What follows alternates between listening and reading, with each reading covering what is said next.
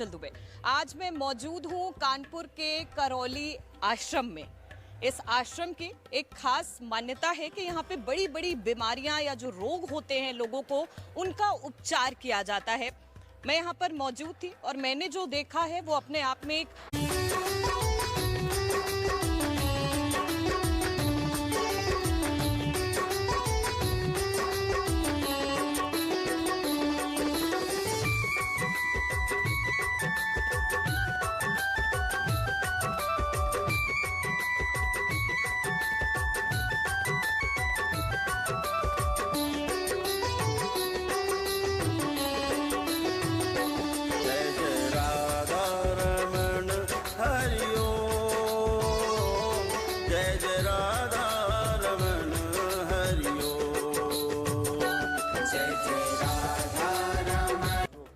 Stroke है। आपने देखते ही बता दिया कि इनको स्ट्रोक है। ठीक है, तो हमारे पास आज एक स्पेशल गेस्ट बहुत कष्ट में है। अभी कोई प्रक्रिया तो नहीं की, अभी दरबार आए, पहली बार आए, दूसरी बार आए, और प्रक्रिया दरबार की नहीं की, कोई हम लोग नहीं किए हैं। आंखें बंद कर दिखाते हैं भैया। ठीक है, तो देखिए आपको दिखा रहे हैं कैमरे पे कि ट्रीटमेंट कैसे होता है। अभी तक हमने आपको दिखाया कोने कोने में आश्रम में कैसे जाते हैं। मंगलामुखी समाज से हैं ये, और मैं चाहूँगी कि इनको जो तकलीफ़ें हैं वो बता रहे हैं, जैसे महादेव जी के इनको स्ट्रोक की दिक्कत है। मैं चाहूँगी एक बार दिखा पाओगे। बहुत कष्ट है, सारे कष्ट बने हुए। कहाँ कहाँ कष्ट बने बता दो। आज इशारे से बोल नहीं पा रहे ठीक से, बहुत कष्ट है कि बोल भी नहीं पाए। इशारा इनको तकलीफ बहुत जगह है इनको। अब चूँकि इनके बारे में शादी नहीं बोल सकते, इन्हें बहुत तकलीफ है। कहाँ से आई हैं आप, बता पाएंगे? गोंडा से आई हैं, तो बहुत तकलीफ में हैं आप। यहाँ पर आई हैं अपने रोगों से मुक्ति पाने के लिए। ठीक है, तो आज आप स्पेशल हैं क्योंकि महादेव जी आपसे मुलाकात करने वाले हैं और अब आपको रोग मुक्त करने वाले हैं। और हम चाहेंगे कि हमारे कैमरे पे भी इसको कैप्चर किया जाए कि प्रक्रिया क्या है। इन्होंने कुछ नहीं किया है, लेकिन आस्था, विश्वास और श्रद्धा है, इसीलिए यहाँ हैं और इसीलिए ये ठीक भी होंगे। ठीक है, तो बताइए कैसे ठीक होंगे? छोटा सा डेमो दें इनका, एक कष्ट हटा करके। जैसे निकलने में भी इनको कष्ट है, कुछ खाने में भी इनको कष्ट है। कोई खाने की चीज़ यहाँ पे है, जैसे ये खाने में भी, निकलने में भी इनको भारी कष्ट है। हैं? आंखें बंद करो। और डीएनए को ऊर्जा पर अकेले बना दिया जाए। और वो सही बाहर निकाल दिया। खा पीने से कब हुई शिव बैलेंस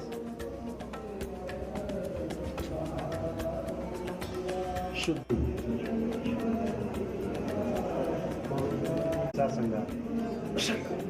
सब माँ को खिला दी। ये प्रक्रिया क्या था, क्या था ये प्रक्रिया थी। कैमरे पे भी हमने दिखाया मगर हमें समझ में कम आया। थोड़ा सा बताइए ये आपने क्या किया? इसको मेरे अंतर से जोड़ दिया जाए। 3 बार बोलो बेटा ओम नमः शिवाय। आँख खोल लो, 3 बार बोलो। अभी बोलने लगे हैं। अब इनको बोलने में कष्ट नहीं हो रहा। दिक्कत तो नहीं हो रही आपको?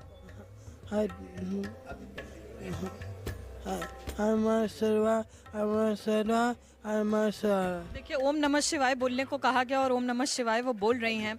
इनको निगलने में कष्ट था, स्ट्रोक की दिक्कत थी। मैं चाहूंगी कि इसको कैमरे में कैप्चर किया जाए कि वो खा रही हैं। आपको खाए कोई कष्ट नहीं होगा। आपने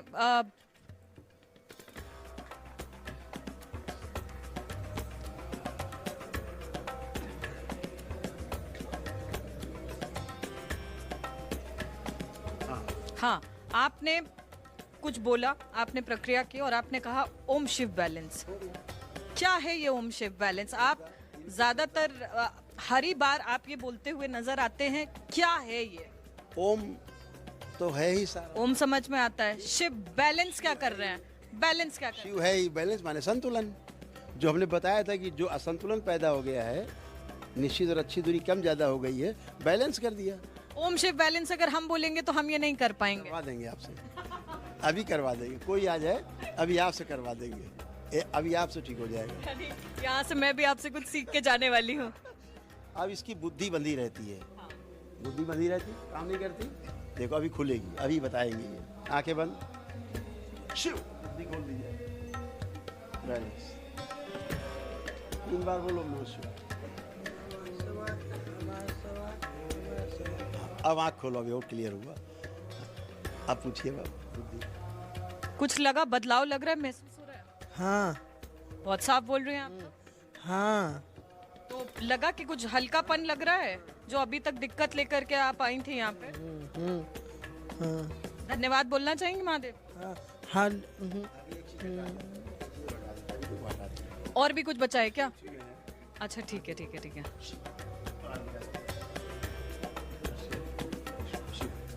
बैलेंस।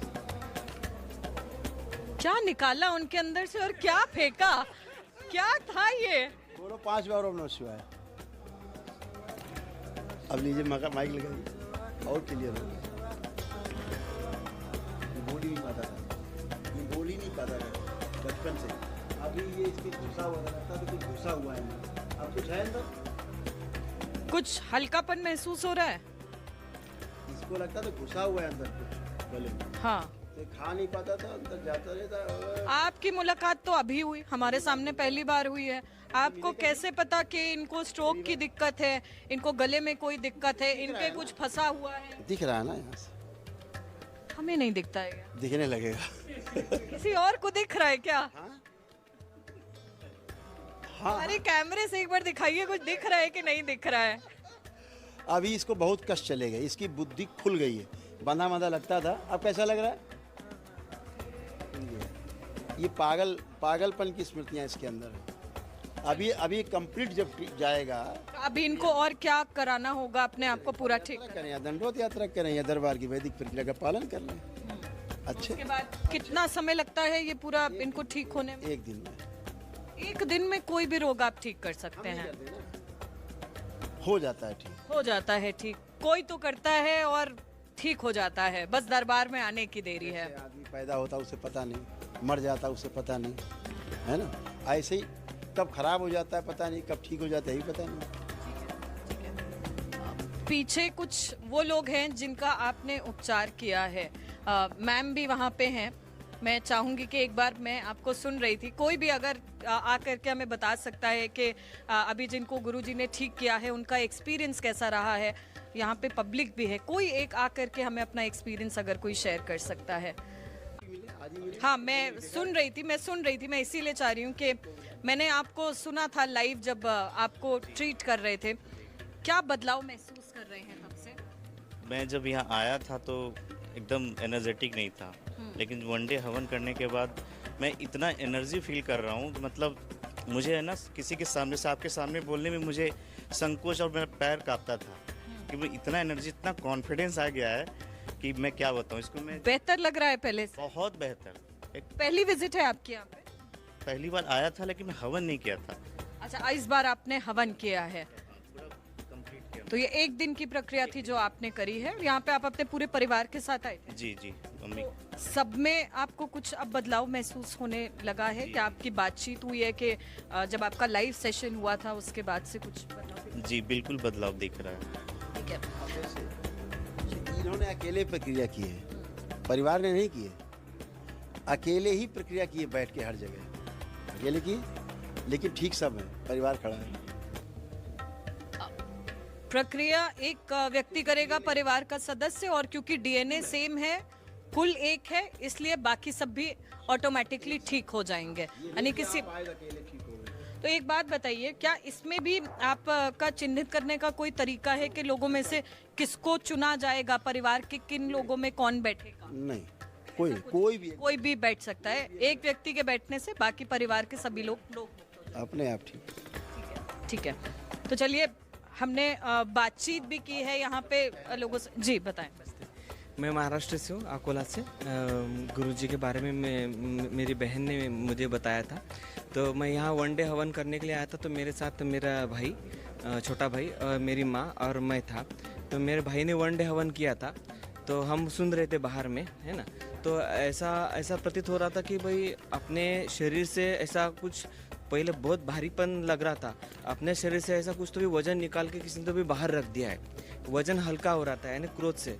पहले मुझे बहुत इतना ज़्यादा क्रोध आता था कि भाई ये सामान यहाँ पे क्यों रखा, ऐसा किया, एक चिड़चिड़ापन होता था।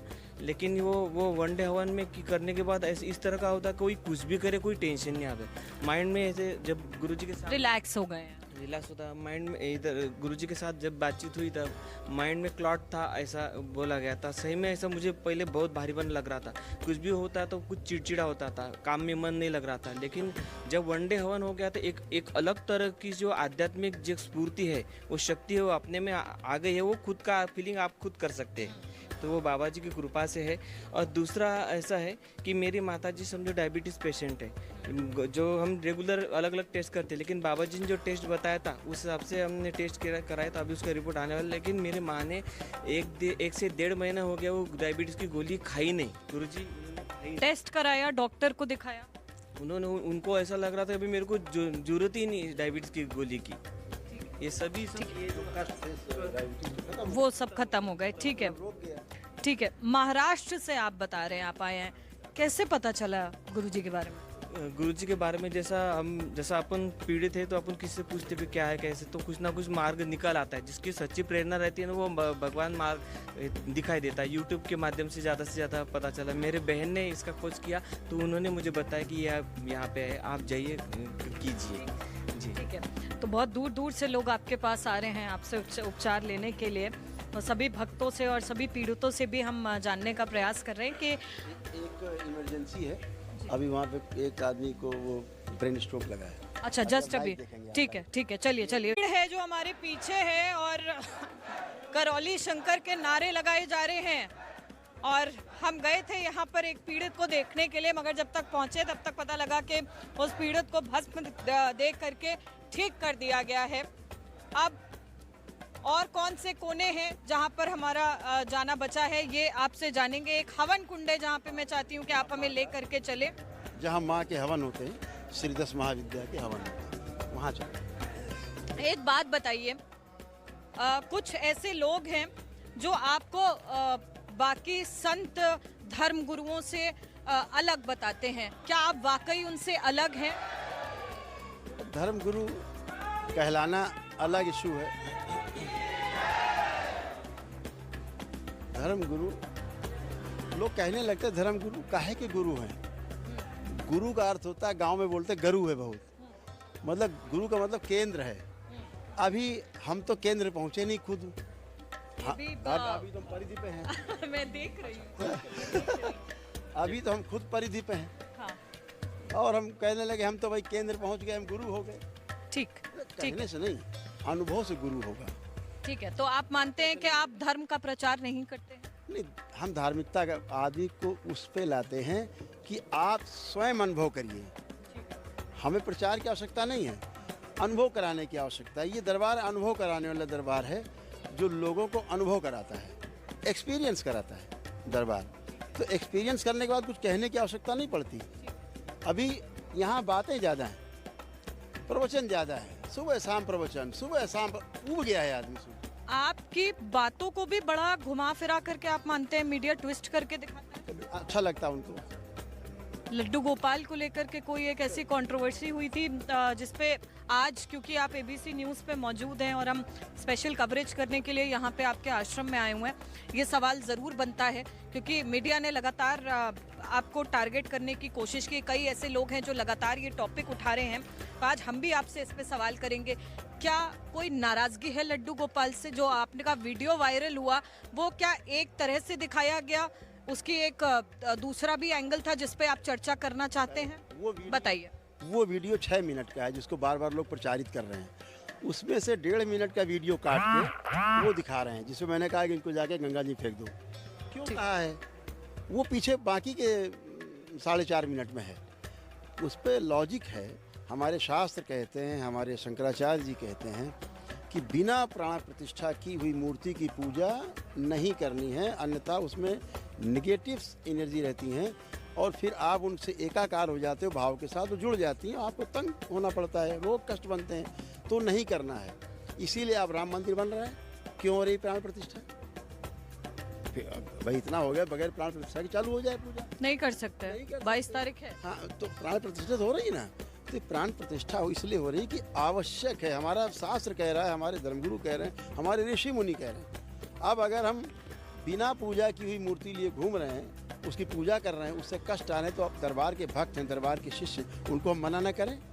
शास्त्रोक्त बात है, हम उनको मना करेंगे, क्योंकि मूर्ति तो मूर्ति, आपने छील दिया पत्थर को तो वो भगवान थोड़े ना हो गए, वो तो पत्थर ही है। तो आपको लगा कि क्या लोगों की भावनाओं को आपने ठेस, वो किसी और अंदाज में कहा जा सकता था, मगर वो मैसेज अलग तरह से डिस्टॉर्ट होके उससे लोगों कम में सुनेंगे नहीं वो। उससे कम में अगर हृदय में बैठा है कि भगवान है अभी भी हाथ में, तो वो पूजा करे ना करे, हृदय में बना हुआ है अगर, तो वो भी कष्ट आएगा।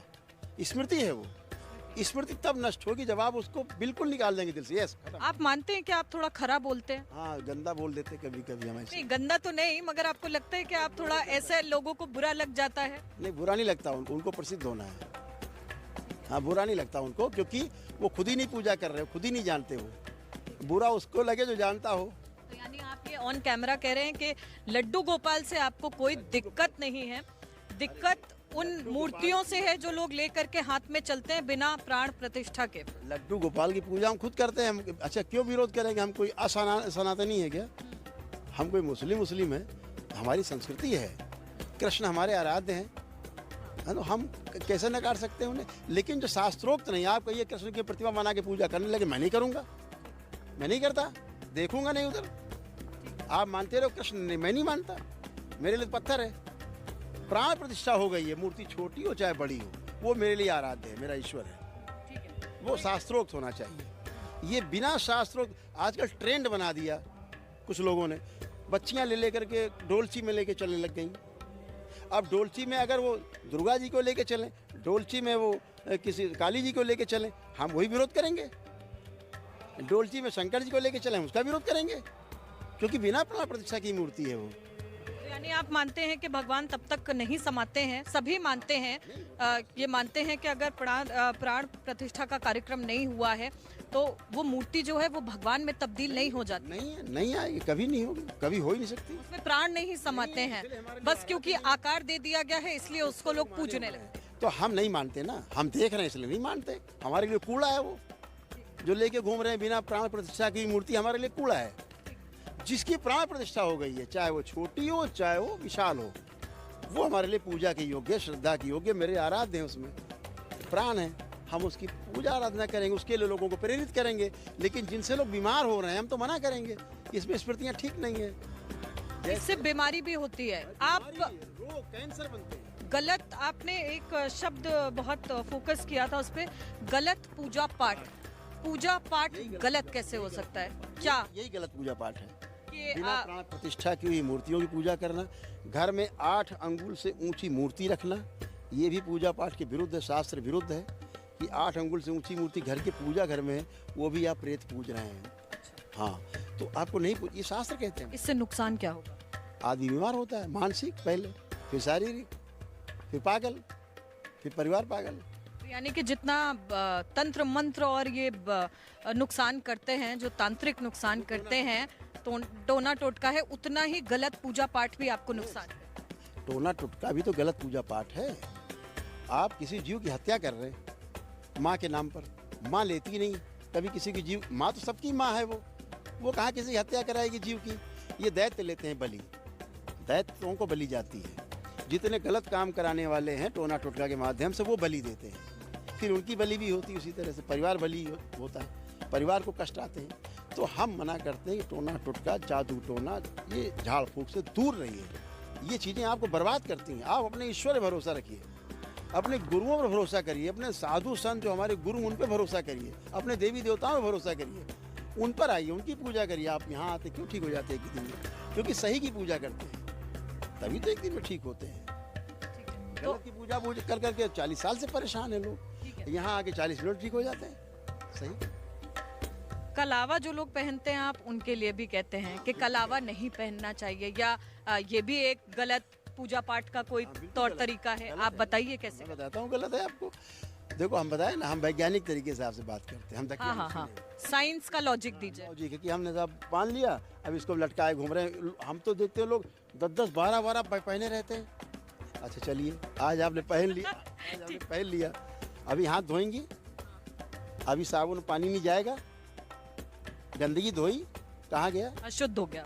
अशुद्ध हो गया। अब खाना खाने जाएंगे, फिर हाथ धोएंगे, फिर वो आएगा हाथों में ही, फिर उसी गंदगी से फिर आप खाना खाएंगे। मतलब आप हाइजीन पॉइंट ऑफ व्यू से कह रहे हैं कि कलावा जो है वो गलत है। ये पहना मैंने जनेऊ, पहना नहीं पहना मेरा है जनेऊ, देखिए जनेऊ। तो आप बकायदा इसको जिस तरह से पहनने का तरीका है वो आप गुरुदेव नहीं धारण कराया था, अपना जनेऊ उतार के मुझे धारण कराया, तब उन्होंने अपना दत्तक पुत्र माना था, तब से पड़ा हुआ। यानी जितने सात्विक काम हैं, जितने तौर तरीके हैं पूजा पाठ के, वो आप सब करते हैं, मगर लोग आपको गलत तरह से प्रेजेंट करते हैं क्योंकि शायद उनके पास साइंस के लॉजिक नहीं है, मगर आपके पास साइंटिफिक लॉजिक है जिससे आप ये जस्टिफाई करते हैं कि स्पिरिचुअलिटी में भी साइंस बहुत मायने रखती है। ठीक है, आगे बढ़ते हैं। एक और जगह है जहाँ पे हम चाहते हैं हमारे व्यूअर्स को हम ले करके चलें, और ये भी बेहद ही खास है इस पूरे आश्रम का। मुझे लगता है शायद ये एक बेहद ही महत्वपूर्ण अंग है जो हम आपको दिखाना चाहेंगे। ये हवन कुंड का एक मंडप है, यहाँ पर अष्टकोणी हवन कुंड है। हवन के काफ़ी प्रकार हैं, कई तरह के हवन कुंड बनते हैं आकार में, 12 प्रकार के, लेकिन ये जो अष्टकोणी हवन कुंड होता है ये स्वास्थ्य के लिए होता है। स्वास्थ्य से रिलेटेड जुड़ी हुई जितनी समस्याएं हैं वो यहाँ पे आकर के दूर होती हैं। अष्टकोणी जो हवन कुंड है, ये जो अष्टकोणी, उसकी वजह से इसमें विशेष ऊर्जा का एक फ्लो होता है आकार का। अष्टकोणी क्या है? हाँ, ये अष्टकोणी है, आप गिनेंगे, ये एक कोण है, 2 3 4 5 6 7 और ये 8। ठीक है, ये जो डायमेंशंस आप बता रहे हैं ये आपके 8 हैं, इसलिए ये अष्टकोणी है। ठीक है ना, ऐसे त्रिकोणी भी होता है ना, 4 कोण का भी देखा आप वहाँ है ना, हमने अभी देखा था। ठीक है, अलग अलग उसके प्रकार। एक हृदय क्षेत्र का भी बनता है, वो 6 कोण का होता है, ऐसे अलग अलग तरह के। तो ये विशेष रूप से यहाँ पर माँ के हवन होते हैं, श्री 10 महाविद्या के हवन होते हैं यहाँ बैठ कर। तो यहाँ पर अभी क्या हवन हुआ था? ये इस समय सुबह का है और अभी तक चलता रहेगा, रात भर चलता रहेगा, सुबह तक इसकी आग खत्म ही नहीं होती। तो क्या इसमें आप लोग आहुति वगैरह डालते रहते हैं?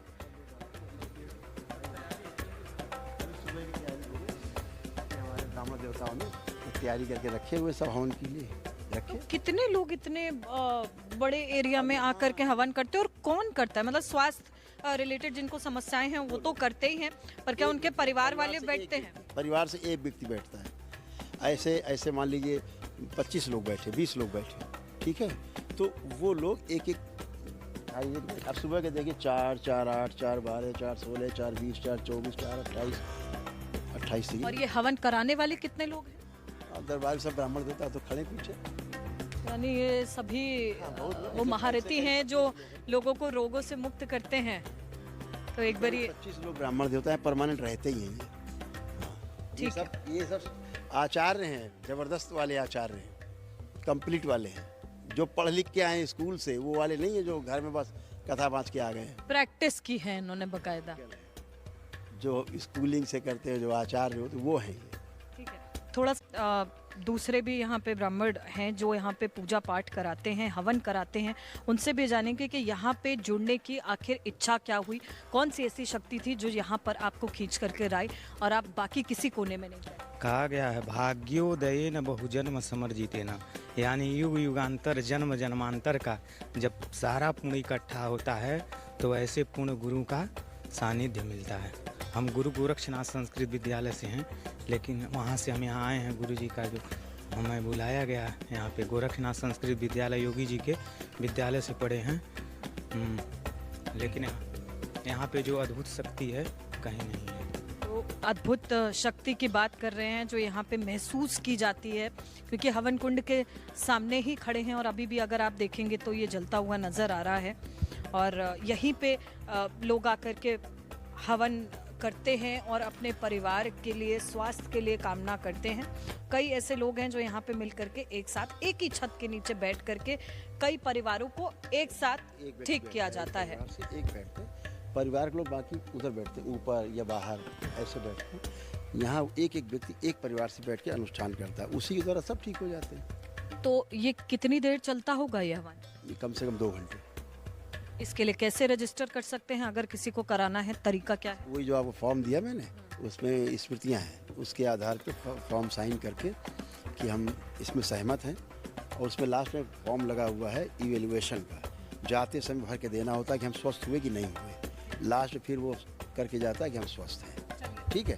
और जैसे यहाँ देखेंगे आप, कोई पंखा, कोई कूलर, कोई एग्जॉस्ट नहीं है, लेकिन आपको कहीं धुआं नहीं मिले। मगर हाँ, ये मैं यहाँ की खासियत है कि मैं जब दिन में भी आई थी यहाँ पे, तब भी यहाँ पे ये हवन कुंड से धुआं निकल रहा था, मगर कहीं पे भी ऐसा नहीं है कि आपको आंखों में जलन का एहसास होगा, क्योंकि वेंटिलेशन के पूरे इंतजाम किए गए हैं। तो दम घुटने जैसी यहाँ पे कोई चीज़ नहीं है। यहाँ पे एक साथ कई लोग बैठ सकते हैं, अपने परिवार के लिए हवन पूजन कर सकते हैं।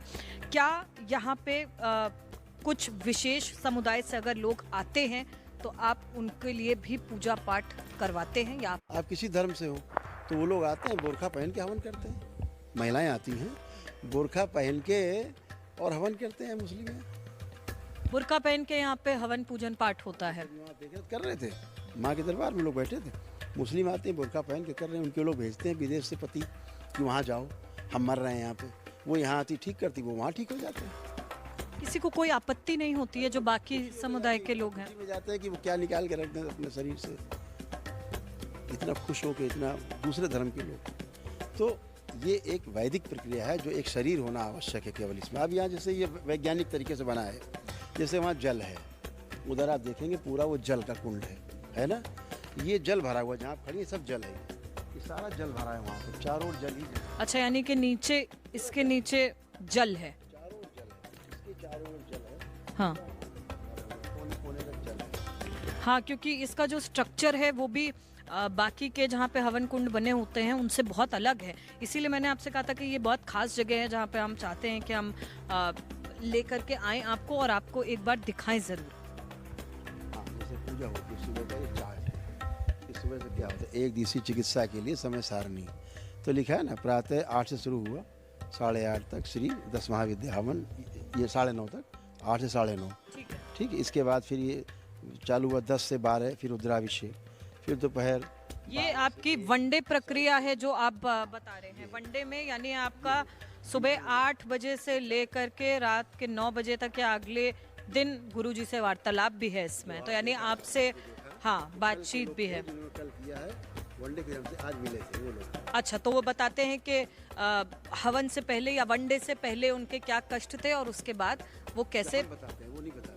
अच्छा, आप बताते हैं। नहीं करते मुझे क्या कष्ट है, तो दरबार बताता है कि तुम्हें अच्छा हाँ, ये डायग्नोसिस आप करते हैं, उसके बाद आप बताते हैं कि ये चले गए, जो हम चले दिखा गए रहे हैं वहाँ पर लिख के, ये कष्ट आपके थे, अब चले गए। ये हम दिखाते हैं उनको कि ये कष्ट आपको थे, वो कहते हैं यस, यही सब थे गुरुजी, अब है तो नहीं है, हम फिर अच्छे खड़े हैं, ठीक है। यही चर्चा होती। फिर कुछ और चर्चा होती जो उनके अंदर रहता है, उसको हम लोग निकालते हैं, जो अंदर उनके दबी चीज़ें रहती हैं, जो हमें दिखाई देती हैं कि ये संकल्प नहीं कर पाए हैं, इनके अंदर बनी हुई है। जैसे बच्ची को देखा, वो लड़की जो बोल नहीं पा रही थी, मैंने देखा उसका सूक्ष्म शरीर छोटा है, तो बच्ची की तरह है, तो अपने को छोटा समझती है, तो हमने कॉन्फिडेंस की कमी थी उसमें। सूक्ष्म शरीर छोटा है, तो हमने उसको बड़ा कर दिया।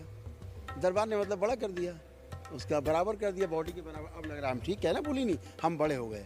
चुटकी बजा करके आप कुछ कर देते हैं, अपने आप ठीक हो मगर चुटकी बजा के क्या करते हैं? एक बार बजा के दिखाइए, ऐसे कैसे कर लेते हैं? ऐसे कर लेते हैं और कुछ ठीक कर देते हैं, गए। ऐसे ठीक हो ऐसे कर लेते हैं। ये गुरु कृपा है, गुरु कृपा की चुटकी खुशी वाली। यानी सबकी चुटकियों में वो जादू नहीं है, सिर्फ आपकी चुटकी में। आप में भी है।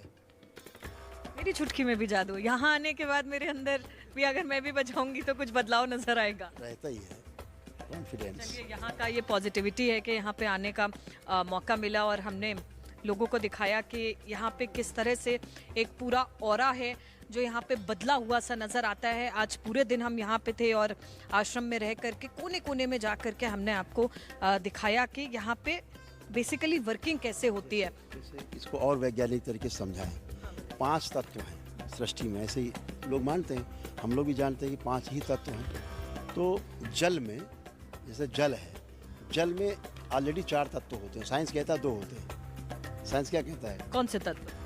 H2O, हाइड्रोजन, ऑक्सीजन, यही तो कहते हैं कि 2 तत्व, अग्नि तत्व 2 भाग और 1 भाग ऑक्सीजन। यानी उसमें एक तत्व जलाने वाला है, एक जलने वाला है। ठीक है। दो ही चीज़ तो है, और जो ऑक्सीजन है और जो जलने वाली चीज़ तो अग्नि है, उसमें जलाने वाली उसमें वायु है, ऑक्सीजन है। अगर जलाने वाला हटा दीजिए तो जलेगी नहीं चीज़। अगर ऑक्सीजन हटा दी जाए तो कोई सी चीज़ आग नहीं लगेगी। तो H2O 2 भाग हाइड्रोजन 1 भाग ऑक्सीजन है। दरबार कहता है 4 चीज़ें हैं। क्या है वो 4 चीजें? हाँ, अब H2O हाइड्रोजन और ऑक्सीजन, एक तो जलने वाला है, दूसरा जलाने वाला है। अब ये दोनों मिल गए तो बुझाने वाला बन गया। ठीक, तो 3 हो गए। अब जल बन गया ना, 5 तत्व है ना। तो अभी तो कह रहे हैं कि अग्नि और वायु, हम कह रहे हैं अग्नि वायु और जल बन गया। अब 3 हो गए। फिर अग्नि वायु और मिल करके जो जल बनाया जिसने,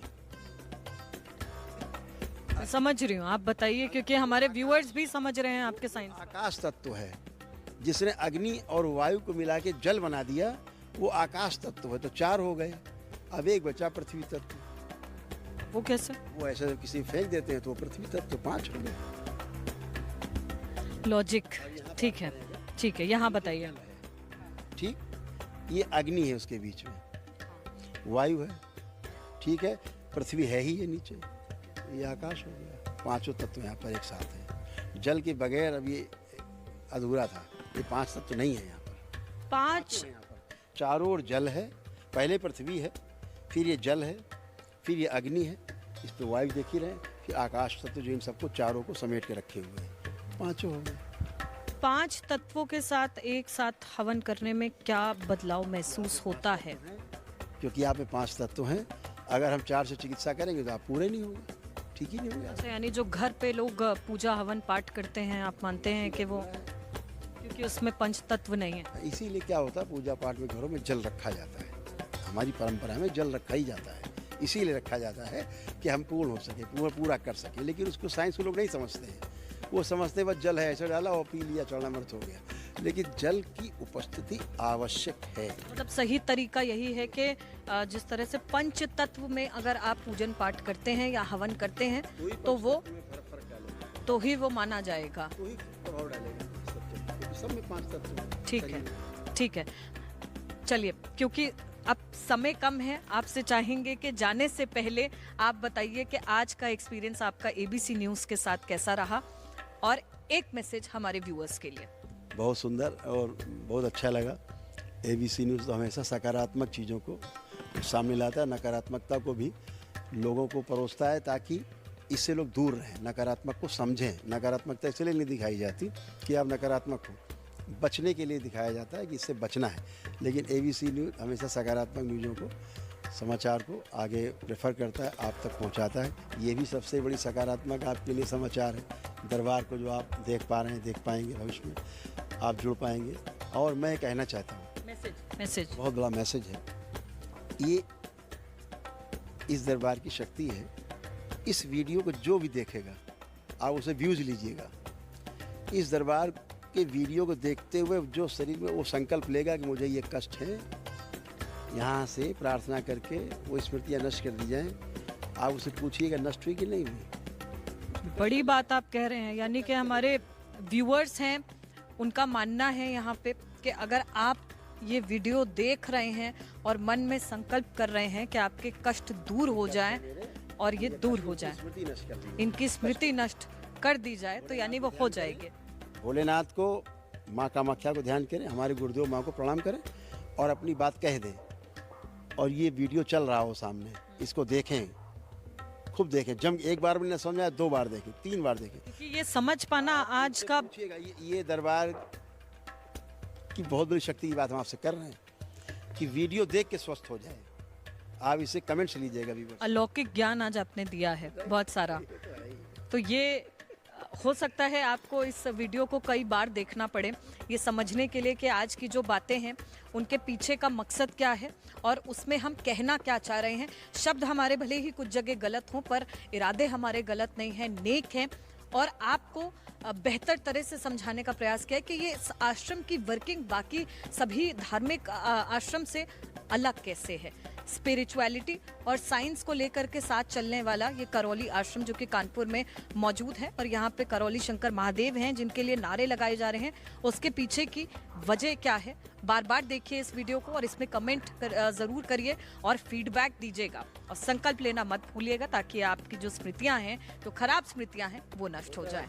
एक और छोटा सा मैसेज। हाँ बताइए। शनिवार को रात में यूट्यूब चैनल है हमारा, आगे ABC न्यूज़ में भी आएगा, मैं लगाऊंगी, आपका भी लिंक है। में आएगा कि वो संकल्प हम कराते हैं, पूरे विश्व में लोग करते हैं। रात में 10,000 परिवार जुड़ते हैं उसमें हमारे साथ, पूरे विश्व में। एक साथ मतलब 60, 70, 80 हज़ार लोग संकल्प करते हैं। शनिवार दिन रात में करते हैं और मंगलवार को रात में करते हैं। जो लोग कभी दरबार नहीं आए हैं, अगर घर बैठ के वो संकल्प करते हैं, वहीं उनको आराम मिल जाता है, तुरंत, इमीडिएट, इंस्टेंट टिप आप दे रहे हैं। एकदम इंस्टेंट। और फिर आप यूज लीजिए उनको मंगलवार और शनिवार, ठीक है, मंगलवार और शनिवार के बीच में, रात को 9 से 10 के बीच में, है ना, ऐसे होता है। ठीक है। जो दरबार कभी नहीं आए उनकी बात हम कर रहे हैं, आए ही नहीं है, अगर वो भी कर रहे हैं उनको भी वही लाभ मिलता है। ठीक है, तो वो बता रहे हैं कि किस तरह से विधि विधान के साथ सारी चीज़ों को किया जा सकता है। अगर दरबार नहीं आए हैं तो घर पे भी बैठ करके मंगलवार और शनिवार को वो ये कर सकते हैं पूजन। और एक बार फिर हाजिर होंगे, कोशिश हमारी रहेगी अब की बार हम आपके सामने जब करौली आश्रम आए तो और कई चीज़ों को लेकर के डिस्कशन कर सके जो हमसे रह गए हैं। आपके फीडबैक्स को हम सबसे प्रायोरिटी पे रख करके और दोबारा आएंगे और आपसे सवाल करेंगे कि लोगों के क्या सवाल हैं। इस बार भी लेके आए थे और जानने का प्रयास किया है कि लोगों के मन में जो सवाल उठते हैं कि आप किस तरह से काम करते हैं, यहाँ पे रोगों को कैसे दूर किया जाता है और उसकी प्रक्रिया क्या है, कैसे कर लेते हैं अपने आप, इसको लेकर के हमने बताने की कोशिश की है। नहीं समझ में आए तो वीडियो एक बार ज़रूर देखिएगा। और इसी के साथ आप YouTube पे भी अवेलेबल हैं और वहाँ पे भी आपकी पूरी टीम है जो मॉनिटर करती है। तो अगर आपको कोई अप्रोच करना चाहता है तो कोई कॉलिंग नंबर या कॉन्टैक्ट डिटेल्स अगर आप बता सकते हैं कि कैसे जुड़ा जा सकता है आपसे। हाँ, उसमें करौली शंकर महादेव के नाम से एक चैनल है जो ऑफिशियल है। दूसरा एक चैनल है जो करौली सरकार ईश्वरीय चिकित्सा विज्ञान केंद्र के नाम से है, उसको जो है वो आदमी सब्सक्राइब करके इसको आपको कांटेक्ट कर सकते हैं। ठीक है, तो अगर आपको भी कोई ऐसे रोग हैं और आपको लगता है कि मेडिकल साइंस अब उसमें फेल हो चुका है तो आप कहीं और का रुख मत करिए, आप सीधे आश्रम आइए और दरबार में आकर के गुरु जी के दर्शन करिए और वो आपको बताएंगे कि इसके लिए कैसे आप रोग मुक्त हो सकते हैं और इसकी सही प्रक्रिया क्या है।